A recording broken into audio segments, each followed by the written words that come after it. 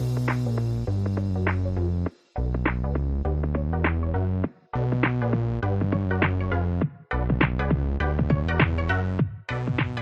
welcome everyone. This is the Love Island cast. I am Chris Phelps, the Love Island fan, and my co-host and very good friend, but not a Love Island fan, is Mr. Dave Horrocks. Hey Chris, and of course I am the Love Island cynic. Yeah, Dave, that is your tagline, the Love Island cynic. I am the super fan. Now, we were going to record and do a bit of analysis of the first week, but I did get a text off you, Dave, as we were watching last night's live show. And obviously we know from the first episode this is your first ever venture into Love Island. Please give it to me. Be as honest, be as explicit as you want. What did you think, Dave? I mean, I came into it thinking that I was going to watch, for an hour and a bit, a bunch of unlikable, narcissistic arseholes play up to the camera. But when I was watching it, that was exactly what I saw. And I had to think back, they say that the Chinese were the first one to experiment with electricity to the testicles. And during, when you're having that kind of torture, I imagine 1 second feels like a minute. And yeah, I was imagining having those electrodes attached to me and wondering whether time would be slower for that scenario or watching this episode. Well, Dave, I got completely the opposite feeling. It started off, I wasn't far wrong, was it, with the format? The format, again, and one thing I want to correct myself on, and apologies to anyone who's listened to the first show, it's actually the 5th series, this, Dave. I did say, technically it's the 5th series, the 4th it's not. It's the 5th series. Technically it's the 6th series. I got that wrong, so actual schoolboy error for a super fan, as I call myself, of Love Island, so apologies out there for anyone correct me. But genuinely, it went to exactly like I said. I mean, the one thing I liked at the start, Dave, was when that lad, Mike, got picked, the fireman, and then it was like the okey cokey, and every time he got with someone, he got put on the suspense. And I said to you, didn't it? It is like picking the worst footballer in a team when you've got school picks it up when we were kids. But I don't know. It's weird for you because it's alien, because they are all narcissists. They're all... You can see by the way some people are talking and angling that some of them have been prepped before they go in, Dave, by their agents, and they've got management people behind them, and stories are coming out. And yeah, I mean, what did you think of it just as a whole thing? Forget obviously that, but as a concept. And obviously you've got Caroline Flack and her wondrous slow-mo entrance. Yeah, that was glorious, I have to say. But I think it went pretty much how you said it would be. I don't know if that's always the way where the girls step forward, and you have a bit of a introduction, each person gives a bit about themselves. Again, absolutely cringeworthy. But, I mean, it's run through some of the contestants. So Amy, initially, she's an air hostess, isn't she? Yeah. She said she's never had a proper boyfriend. Bullshit. Right. I am not having it. She's 26, yeah. So, and she's not, I mean, they're all pretty, aren't they? The blokes and the women. Yeah. She's got a little bit of a Cameron Diaz kind of look with a smell of desperation about her. But she said, like, later in the show, she said, like, oh, she's got a lot of love to give. But it's never reciprocated, apparently. Well, how do you know that if you've never had a proper boyfriend? It's nonsense. But then it gets better, doesn't it? Because you have Amber from Newcastle, who's never been rejected, and apparently she's just got a miserable-looking face. Well, she's nailed that one, I have to say. And she said, didn't she? She said, I haven't gone for looks previously, but, right now I'm going to go for looks. I'm sorry, but I take your Amy's bullshit and I times it by 2 for that as well. Yeah, I agree. I mean, honestly, like I say, as I was talking to some of the guys at work, and the lad who'd give me a bit of jip on Facebook, Pete, he said to me, he's just ridiculous. Then another lad actually come in and went, I actually really like it. I watch it with my missus. And I was like, right, you're getting abuse of everyone now, because everyone was giving it me this morning, Dave, at work. I mean, I make no excuse. They all know I like this sort of trash TV. And one of my friends went, I can't believe you, Chris. I'm so gutted. I went, why? He went, I can't believe you're that pretentious like all these people. And I went, I am not pretentious. I said, come on. I said, I'm far from pretentious. It's more, I like the fact that it's like you said, it's a very good analogy. What you said, it's The Office to a different level. It's cringeworthy TV. And it's basically a pissing contest to see who can piss furthest to win. And it's an absolute joke how far these people will sell their souls just to get that bit of fame. They will get that OK magazine deal at the end of the show and all that. That's what I'm intrigued by. And I know, I don't buy into the stories, and it is first world problems, Dave. You'll watch it, and if you do get involved in it, you're like engrossed in the most ridiculous arguments, and you're thinking, this is nonsense. And then you go in work, and then you get real problems or real issues come up, and it's just absolute. And I'll be honest, needing to know where Cardiff is. Yeah, exactly. Yeah, exactly. It's fucking bullshit. It is, but I revel in that. I revel in the fact that these people, if you saw them on the street, men and women, are like a 10, 11 out of 10. But when you actually, it's quite a good way of describing this day. For me, this day and age, everyone, I'm not going to get too deep in it, but all young kids and ourselves even, you've got that body image, haven't you? When we were growing up, it was always like Stallone, Arnie, Van Damme. All the men look like absolutely ripped in these films and stuff like that. They always had an image. The women was the same. There was such fantastic looking women. We had the burst of like the models around about the 90s, Cindy Crawford, Naomi Campbell, Kate Moss. So there's always been that body image, but it's more prevalent now as you got older. And I think as this younger generation with social media, it's worse. But the one thing I would take out of it, anybody who's having body issues or any sort of doubts, and we all have them, it doesn't matter who you are, how you look, we all have them issues, with something you will not like about yourself, is looking at these people and thinking some of them are absolutely perfect, but they haven't got a brain cell between them. Now, Mike the fireman, he's a clever guy. He's an absolute... he's a scientist as such. One of the other girls, again, they had a discussion about it, didn't they? And she said the same, like I studied biochemistry and stuff at uni, so I'm not completely saying it, but the other ones, some of them, you're just like, guys, where have you been living all your life to be so cocooned? I'll share a secret with you, Chris, right? So I did physics as a degree. You say that to people, and most people go, oh, wow, you must be really clever. No, the opposite. I partied very, very hard through my GCSEs and my A-levels, so my results were rubbish.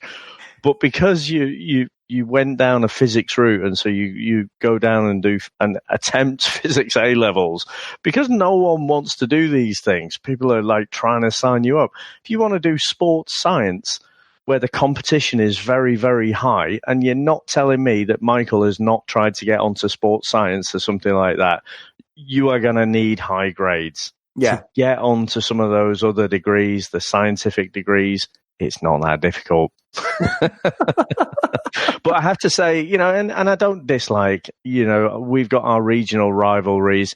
I don't dislike Michael. I don't buy into the fact he says, oh yeah, I'm just a nice guy, Oh yeah, but I've had a threesome, Yeah.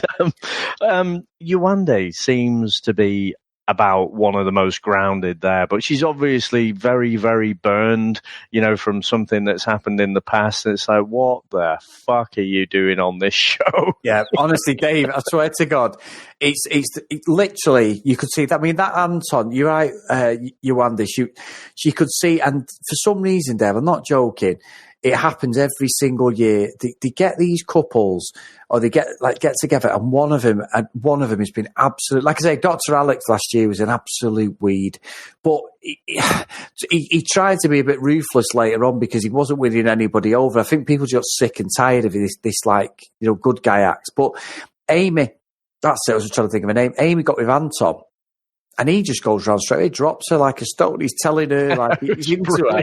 But Dave, that's what you get all the time. You don't know what's I'm not just saying it, but I came in, I was like, I definitely picked you. Yeah, and then the next minute, he went to the other girl and said the same thing, didn't he? He was like, I've had my eye on you. But then wasn't he the guy who said that was it his mum?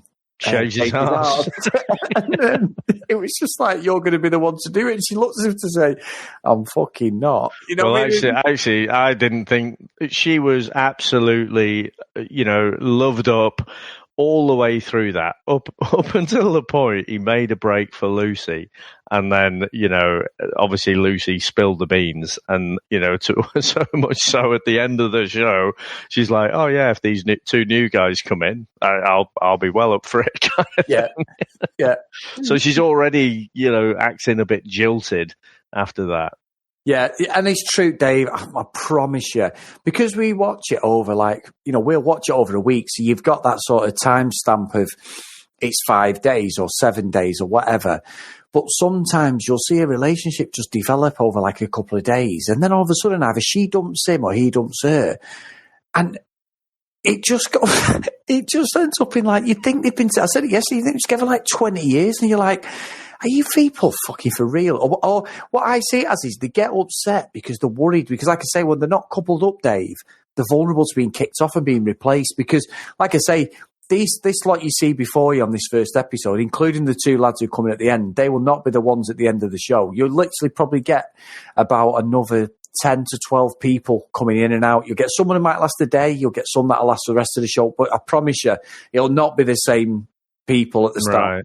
It's a strange setup. I mean, getting into that Curtis come in and then Tommy Fury on the show, that was brilliant. I mean, even my Sam says, oh, he's a good looking lad, like that Tommy Fury. What, when the Furies were handing out good looks. He got all of them, that lad, I'm telling you. When you said to me, it was yesterday, wasn't it? Yeah. You said to me, Tyson Fury's brother's in there. I'm like, what the hell is he doing on Love Island? I'd never seen him before. And he came on and, I quite fancied him myself. That was the worrying thing, so did I, Dave. But yeah.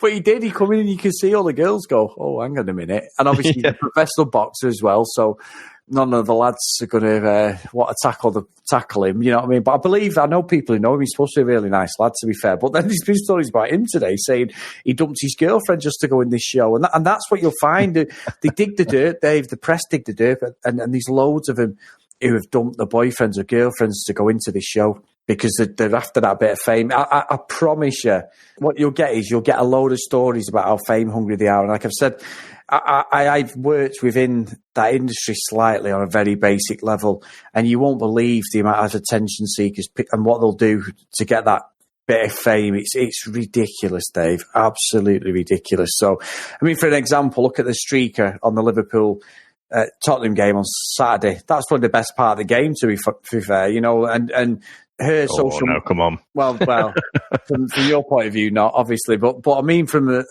spectacle, and then her social media presence just went up. It was an absolute stunt, and it worked. So you'll see all sorts, Dave, on this journey. I promise you, it'll be ridiculous. You'll be banging your head against the wall at points, going, "What the fuck is this we're watching?" But it's just ridiculously gripping TV. I'm not gripped, so I can't say yet, but I just, these people just wind me up. I mean, so it's interesting what you say about there's going to be loads of people coming in. So if I was to stick a tenner on at the bookies about who would win, there's probably better keeping all of my money, aren't I? But I think, it's obvious, all the blokes, as soon as Lucy straightens her hair out, all the blokes got their weather vanes out, and it's like, oh, hang about. Yeah. But I just find her really annoying. She said actually early on in the show, I find little things annoying. Well, I've got to say, Lucy, I find you really annoying. So there is an English language, so you can start by mastering that. Not like, oh, I'm so funny and I'm so quirky. I come up with my own little words. Oh, he's totally Bev. Fuck off. Yeah, that was ridiculous. That's just like that again, though, Dave. That's something where she's read up or she's been prompted to come up with certain things because it comes in the subconscious. Obviously the text thing, obviously text is a generic word used everywhere, but text was come from nowhere in the second series because everyone just has a phone and it'll just go off and everyone just goes text, so everyone runs to the phone. It's part of the show. That's the whole concept of it. I mean, last night they did it and I didn't hear it, Sam heard it, but Jordan, my daughter in the other room, she's going text because that's what they all shout and they all run to it.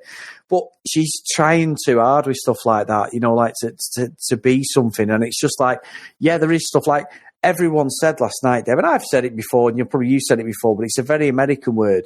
It is what it is. And I must have heard it about 15 times because I saw a meme on Twitter saying every time someone says it is what it is, let's play a drinking game. And it had that Cameron Diaz when she's the bad teacher, absolutely pissed out of her head, sat there going, give me levered within 10 minutes because they all kept saying it, didn't they? And it's, I'm watching now, I've got the news on for the show, and the tagline is, it is what it is. It's like, oh, come on, we're not going to hear that whole show, are we? I do have to say, I think old Callum is a bit loved up already, and he looked, when the two blokes came in, he looked more fucked off than most of them. But, he's just starting to connect with Lucy. I did have to laugh. I think Lucy said something like, it's our first date, but we're sharing the bed together. So it's a bit weird, isn't it? And Callum's face just said, yeah, totally weird. It's disgusting. But then he's like, when Tommy Fury come in, you could see Lucy's eyes lighting up. You can see Callum just get completely crushed. Yeah. So. I've got to say, though, this Anton might be my favourite character so far. Because he's going to double dip everyone, Dave. He's like, oh, yeah, it's just day one. We'll keep it in your pants then, you twat. It is day one. Yeah. So you don't have to tell one that you're all loved up with her and then bugger off to something better as soon as she puts on a little pink number there. Oh, it's brilliant. I think what's going to be funny, Dave, is you're experiencing those with fresh eyes. Probably your eyes are hurting from watching that last night. I mean, it's not on for an hour and a half tonight. It's an hour every night, Monday to Friday, and Sunday to Friday, I think it is. And then you'll get the Saturday's a recap show, but it's not a proper show or whatever. So it's on 7 days basically for the 8-week run. But it's fucking pathetic. But it's just gripping, and I'm going to be all over it when it comes on tonight. We're recording this before the episode 2 actually goes live. So I'm really interested to see how it pans out and how they play out, because there is editing involved, Dave. We've seen Big Brother in the past when guests have come out and said it's just purely editing, because there's a lot of stuff that they don't include because it's just normal day-to-day stuff. The stuff we see on an hour TV show is 24 hours condensed. We know that very well with the stuff we do. So we know that it's very difficult to tell a story as such. I do vlogging on YouTube and I can have an idea what I'm going to do. But by the time I start editing in a 45-minute video, it ends up being 12 minutes and it's not even telling the story that I started with. And, and that's just me doing a travel thing. So it's clever how they do it and how they make people out. But it's when they all start bitching properly, Dave. When that goes, it just goes. Because someone always hears over someone and then it just goes completely loopy. They all have the security piles in and everything when the lads start ready to chin each other and stuff. It's just, as I say, it's hard to explain, but it's just absolutely nonsense TV that I just absolutely get for some weird reason. Well, I mean, it's not all negative from my perspective. I mean, I had given up midweek drinking recently, but I think I'm going to start that up again. So, yay for off licenses. The Love Island game. Well, Dave, I think as well what's going to be quite good is we're probably going to end up hopping onto this a bit more frequent because I know how passionate you are with things. And it made me laugh when we were talking and you said last night on the text, I'm going to have to go back and watch this because I'm make some notes because it's true. It's just like, did he really just say that? Did he really? Some of the things are just absolutely illogical. But yeah, I'm really interested to see where we go on this. Yeah. I don't know. It depends, I guess, how the voting goes. I think Anton is definitely a character. He did have some funny lines. I think he's a little bit hit and miss. I think he thinks he's a bit funnier than he actually is, but he did come out with some funny ones. But he made sure he got it in there, didn't he? Initially about. His mum kicked him out because he was with two girls. He was bringing home too many girls, and he's got this medical condition of a wandering eye, and so I don't know if the public are gonna turn on him and vote him out. So you might not see too much of that, but I guess let's see tonight. I think that's right, Dave. And is there anything else more you want to add before we wrap this one up? No, I think let's go. So episode 2 is going to start up pretty soon. So. let's see what we can go with. So, Chris, how are people going to get in touch with us? Yeah, so if you want to actually follow us on Twitter, we're at Love Island Cast. And then if you want to email the show, the loveislandcast@gmail.com. And we are available on every single podcast hosting site, guys. So please get on there. And if you want to give us a review, I know it's in its infancy at the moment, but we do like the reviews because it helps grow and it gets the algorithms out there and gets the show out to more people. And if you do want to get involved, then by all means, contact us on the links I've just said. Dave, now we've got another podcast. Have you got some links for that just before we go? Yeah, sure. So if you want to listen to something, couple of geeks talk about comic book movies and TV shows, then you can get me and Chris across on that podcast as well. So Comics in Motion is what you want to type into your podcast catcher, and we'll pop up there. We're pretty much everywhere. Or if you want to get us on Twitter, we're at Comics in Motion P, the same address for Instagram, and I think on Facebook we are Comics in Motion Podcast. And also, Dave, sorry to cut across you. We are on Instagram as well. It's the same as Twitter, Love Island Cast on Instagram, guys. And I've put a couple of posts up there, and we are going to be posting quite regular as well. So if you want to follow us on Instagram, more than welcome. And are you still going to be doing the live tweeting, Chris? Yes, I'm doing that tonight, David. Yes, I mean, awesome. As you know, I am up so early in the morning, but I'm not missing this for a world. So I will be live tweeting and everything tonight. Awesome. All right. Well, thank you very much, sir. So that's goodbye from me. Yep, and it's definitely text from me, Dave. So I'll see you soon.